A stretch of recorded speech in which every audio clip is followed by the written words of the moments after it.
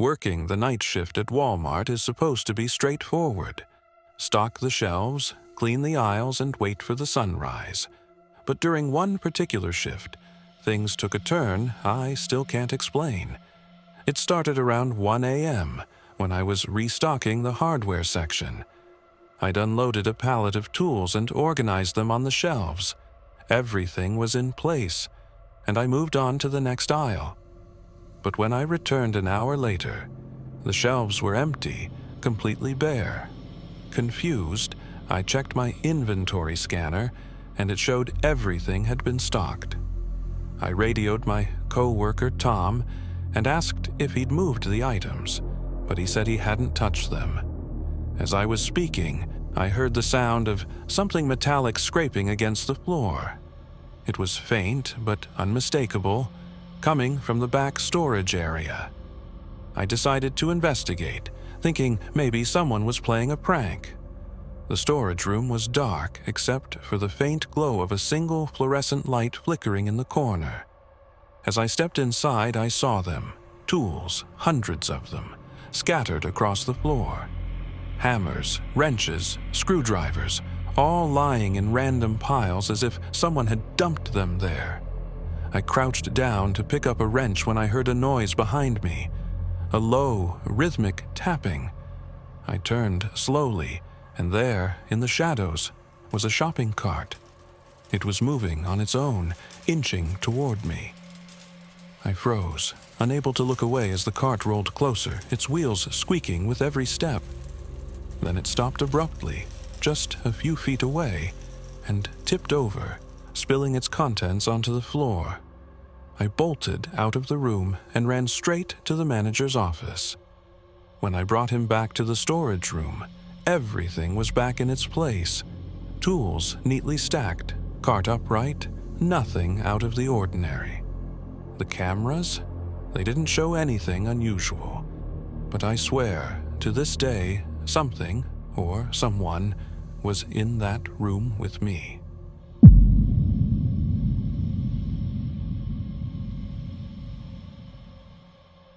I was assigned to the grocery section that night, specifically the freezer aisle. It's always cold there, but that night, it felt unusually icy. I assumed it was just the freezers working overtime. Around 2 a.m., I noticed something strange. A puddle of water stretching from the freezer section to the produce area. I grabbed a mop and went to clean it up, but as I followed the trail, it seemed to lead somewhere. The puddle ended at the door to the employee-only freezer. Thinking it was a leak, I opened the door to check inside. The cold air hit me like a wall, and for a moment, I couldn't see anything through the frosty haze. Then I saw him, a man in a thick winter coat, standing completely still in the corner. His face was pale, and his eyes were wide open, staring at me. "Sir, you can't be in here," I said, stepping closer. He didn't move or blink.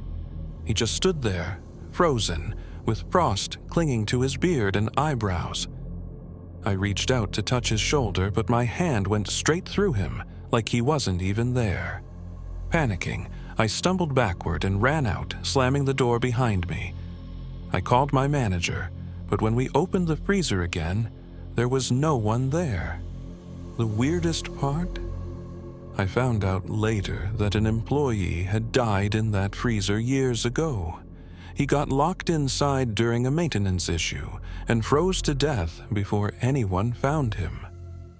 Now, whenever I walk past that freezer, I feel a chill that has nothing to do with the temperature.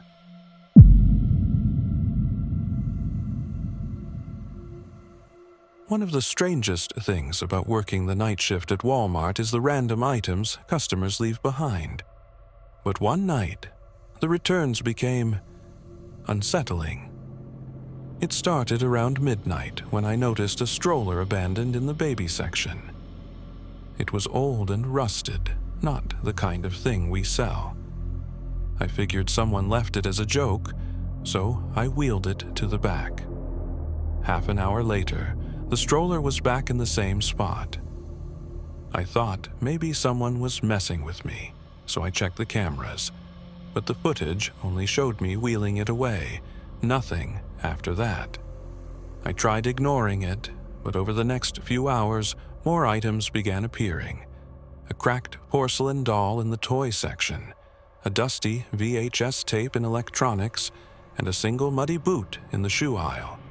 Each time I'd remove the items, only for them to reappear moments later. By 3 a.m., I was officially creeped out.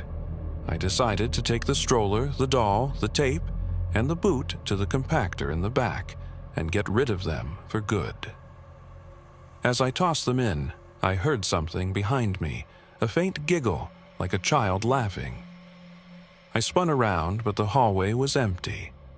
The giggle turned into a high-pitched wail, and then I heard footsteps running toward me. I bolted out of there and didn't stop until I reached the break room.